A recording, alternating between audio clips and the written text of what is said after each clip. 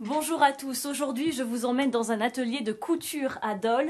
Il a ouvert cet été, il est partagé par 3 jeunes créatrices, dont vous, Camille Perrin, bonjour. Bonjour. Alors vous êtes tailleur, expliquez-moi ce que vous êtes en train de faire aujourd'hui. Alors aujourd'hui je suis en train de préparer la coupe d'un pantalon tailleur en commande pour le mois de novembre.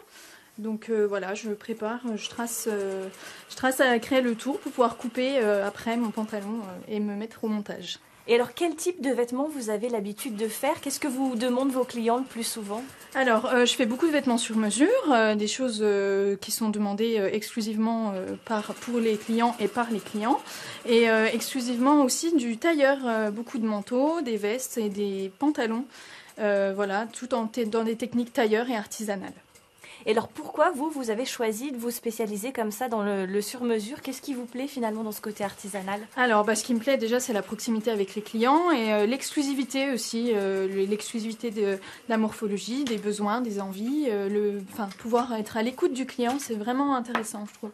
Justement, vous avez besoin de voir vos clients plusieurs fois avant de leur proposer un vêtement? Oui, tout à fait, oui. En fait, pour vraiment arriver à aboutir un vêtement parfaitement sur mesure, il faut voir le client à peu près 3 à 4 fois pour que le vêtement lui corresponde parfaitement à la fin, pouvoir faire des essayages et choisir le tissu ensemble.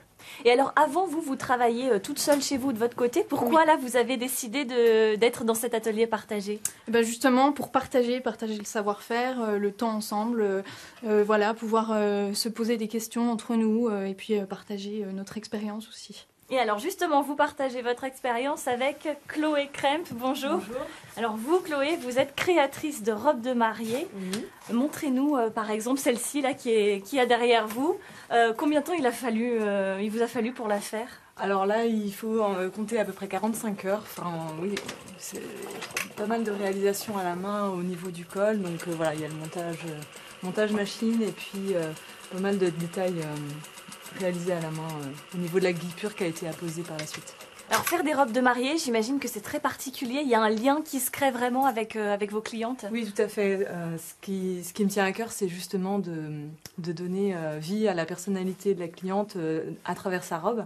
Donc je m'imprègne vraiment de la jeune mariée, de ses inspirations à elle, de ses envies, de son histoire en fait, à travers nos échanges. Donc chaque robe est unique en fait? Oui, tout à fait.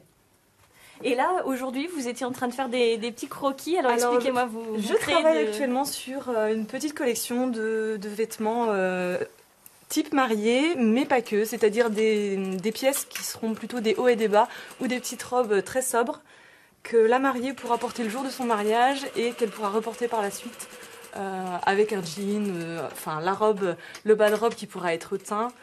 Si c'est fait dans des matières naturelles, c'est facile à teindre. Le haut qui peut être porté avec un jean au travail ou à la maison. Enfin voilà, dans l'idée que la robe ne reste pas au placard, mais qu'elle ressorte autrement. Et est-ce qu'il y en a pour tous les budgets? De quels sont à peu près vos tarifs? Justement, en fait, c'est l'idée de développer cette collection, c'est d'avoir la possibilité de répondre à des budgets inférieurs à 1 000 €. Et sinon, en sur-mesure, on est plutôt sur des budgets de 1 200 et 1 200 €.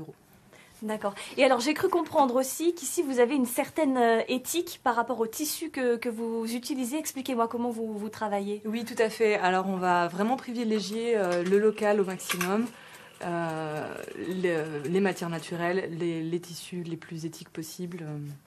Et puis voilà, des choses qui vont être facilement teintes, donc les matières naturelles, qui vont être confortables.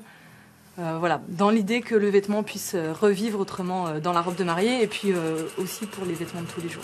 Merci beaucoup. Mais on va aller voir votre collègue Lucie Amiot. Bonjour Lucie. Alors vous êtes sur un tout autre domaine puisque vous faites à la fois des costumes pour des spectacles mais aussi pour des reconstitutions historiques. Là par exemple, vous faites quoi aujourd'hui? Alors aujourd'hui, je suis en train de coudre un caftan viking que j'ai 100% laine, que j'ai teint à l'indigo et que je réalise sur mesure pour un reconstitueur viking. Voilà. Et alors pourquoi vous êtes spécialisée dans ce domaine-là? Alors, quand j'ai commencé à vouloir coudre, j'ai été attirée d'abord par la haute couture et je me suis rendu compte que c'était quelque chose de très beau, mais que ça manquait de fond. Et j'ai trouvé que le costume apportait... On peut faire des choses très belles et on peut aussi raconter énormément de choses par le costume, ce qui m'a paru beaucoup plus intéressant. Et également, dans le costume, on peut voir des pièces qu'on ne voit pas ailleurs, notamment la corsetterie, qui est quelque chose de très particulier. Voilà. D'accord. Quelque chose de très particulier qu'on ne peut apprendre que dans les formations de costume. Et on peut voir d'autres techniques, retrouver des manières vraiment très artisanales, ce qu'on voit moins dans les autres formations.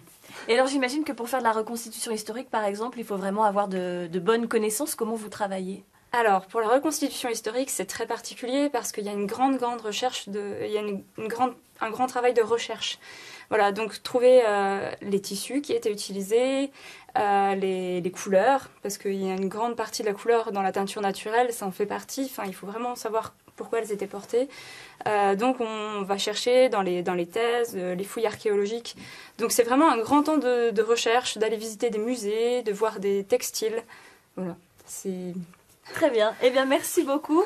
Voilà, c'est terminé pour aujourd'hui. Et puis, avec les températures qu'il fait, je crois que je vais aller me faire un beau manteau sur mesure.